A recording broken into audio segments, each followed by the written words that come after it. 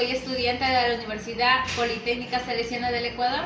El día de hoy vamos a tratar de varios temas. El día de hoy estamos acompañada con la licenciada Selena López. Pregunta tenemos: ¿cómo define usted el concepto de descolonizar la pedagogía en el contexto educativo actual? Ya. Considero que esta pregunta tiene que ver con romper estos paradigmas educativos que se tenía desde años anteriores, donde trabajábamos de manera tradicional, donde simplemente el estudiante era un tipo esponja, donde absorbía la información, mas no era partícipe a la clase. De esa manera yo puedo definir sobre esta pregunta. En la segunda pregunta tenemos: ¿cuáles son las principales características de un enfoque pedagógico descolonizado? Okay.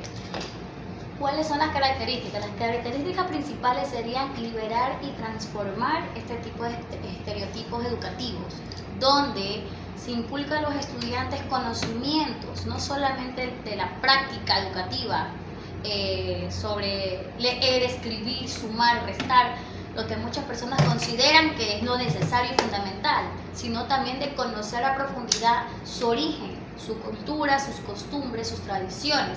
Esa también es una parte donde el docente empuja a que el estudiante aprenda, porque recordemos que la primera educación se la debe dar en la casa y en la escuela, en el colegio, en la universidad, reforzar y mantener o también hacer conocer mucho más sobre nuestros orígenes.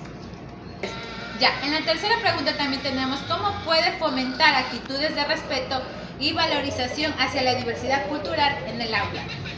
En el aula el responsable de que esto se atienda es el docente. ¿Cuándo lo realiza? Cuando hace que los estudiantes conozcan diferentes culturas, religiones, comidas, festividades, conocer las regiones del Ecuador, conocer cómo son cada persona, que todas las personas somos diferentes, no solamente en color, sino en tradiciones, ¿no? Entonces es importante de que el docente realice actividades donde inculque la interculturalidad, para así fomentar y el ser humano, que es el estudiante que está aprendiendo, pueda entender que a pesar de no ser del mismo color, o hablar el mismo idioma, o vestirse de igual manera, no dejamos de ser humanos. Cuarta pregunta: ¿de qué manera la descolonización de la pedagogía puede contribuir a la equidad en el acceso a la educación? Okay. Se considera que porque la región está construido o elaborado el currículo, ¿verdad? Entonces, ¿por qué hace énfasis en esto? Porque, por ejemplo, las personas de la sierra tienen otro lenguaje. Entonces, el currículo de la sierra está específicamente para dicha región. Entonces, por ende, quiere decir que al nosotros trabajar este tipo de acciones con los chicos, porque obviamente para planificar la actividad que se va a realizar siempre se cogen las destrezas, entre otras actividades, entre otras técnicas del currículo. Entonces, ¿por qué o cómo se hace esto? Por medio del currículo, donde el currículo se prioriza en lo que está para dicha región, donde se debe de trabajar las lenguas de la persona.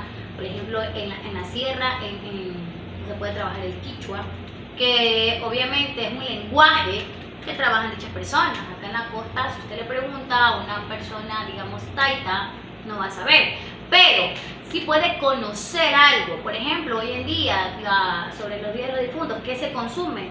La guagua de pan con la colada morada. Entonces, guagua, ellos ya identifican, ya tienen una conexión de idea y palabras, que es lo que se debe practicar en la aula de clases. Costumbres que se celebra. Hoy en día no solo en Ecuador se celebra esta actividad, quizás en varios lugares del mundo también, pero nosotros los ecuatorianos, no importando la región, sabemos que es el Día de los Difuntos.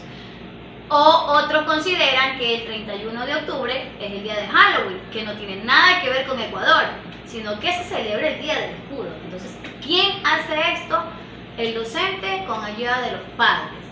Si yo como docente les digo, no, el 31 de octubre se celebra el Día del Escudo Nacional del Ecuador, país donde yo habito, pero si en casa el papá o la mamá le compran el disfraz, que te vamos a disfrazar, que es Halloween, y no le dan énfasis a lo que es importante en nuestro país, ya estamos tratando al niño de trabajar 50 y 50, donde le da importancia al niño siempre a lo que es más divertido, donde al niño hoy en día ya no le interesa leer, nutrirse de conocimientos, porque prefiere jugar, andar en el celular, conocer otras cosas de otros lugares, más no del Ecuador. Entonces es importante eso, ¿no?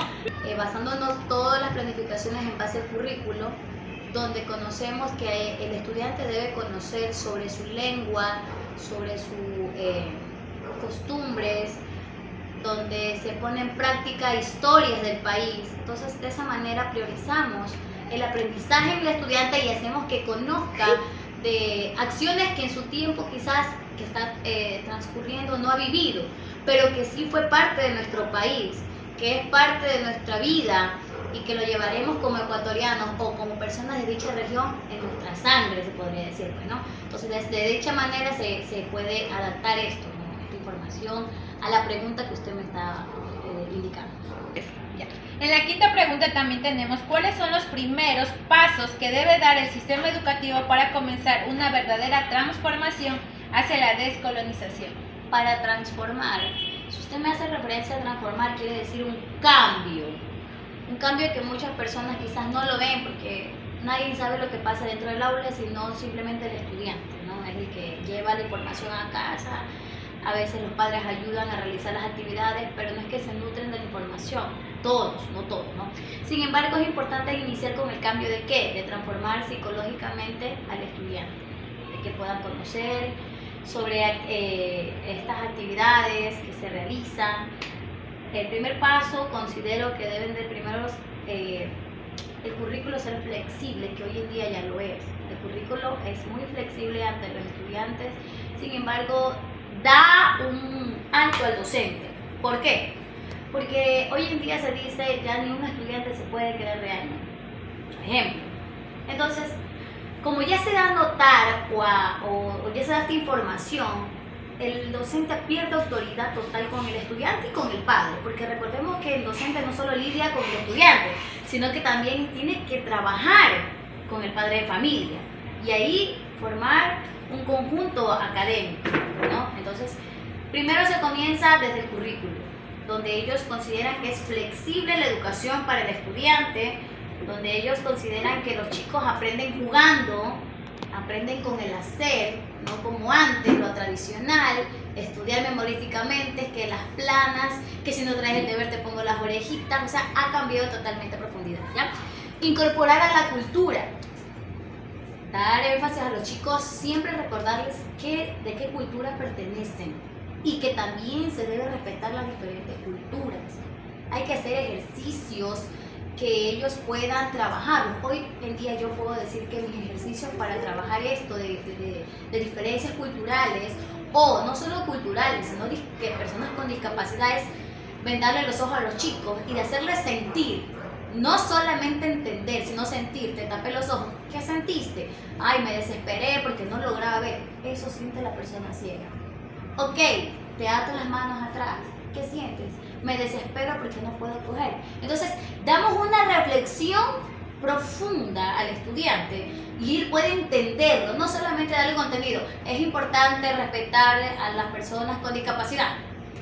Si no lo ha vivido, no lo va a entender. Es importante siempre hacer una prueba, una demostración. El niño aprende viendo y haciendo. Siempre llevémonos eso en la cabeza, ¿okay? También la reformulación del contenido. ¿Cómo le doy el contenido a mi estudiante? Me doy cuenta como docente que está aprendiendo, no está aprendiendo, que no entendió, qué estoy haciendo yo para mejorar eso. Porque no solo el estudiante es el que no entiende, sino que el docente en algo está fallando y por eso el niño no está entendiendo la materia, el ejercicio o cualquier otra actividad. Entonces, ahí es donde nosotros tenemos que nosotros hacer énfasis en el conocimiento del niño, meternos en la cabecita por juegos, si a él le gusta colorear, si le gusta encerrar, si le gusta crucigramas, si le gusta dibujar, si le gusta bailar. Recuerden que el niño no solo aprende viendo, sino jugando, coloreando, escuchando. Hay muchas diferencias de aprendizaje. Todo por el día de hoy. Gracias Elena López, licenciada, y por estar acompañándome y ayudándome con este. Ok, muchas gracias a ti. Luego, gracias, chao.